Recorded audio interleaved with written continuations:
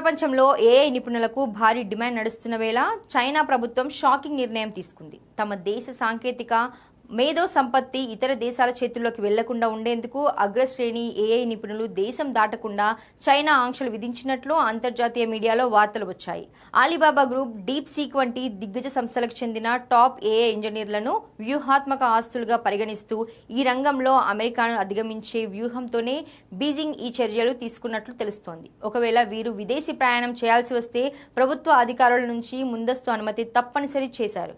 ఇప్పటికే అణుశాస్త్రవేత్తలు, ప్రభుత్వ అధికారులపై ఇలాంటి నిఘా ఉంచిన చైనా ఇప్పుడు ఆ జాబితాలోకి ఏఐ రంగాన్ని కూడా చేర్చింది. చైనా ప్రభుత్వం అతి జోక్యం ఏ స్థాయిలో ఉందంటే ప్రముఖ ఏఐ స్టార్టప్ మానస్ను $2 బిలియన్ కొనుగోలు చేసేందుకు గ్లోబల్ టెక్ దిగ్గజం మెటా ముందుకు రాగా చైనా నియంత్రణ సంస్థలు ఆ డీల్ను నిలిపివేశాయి.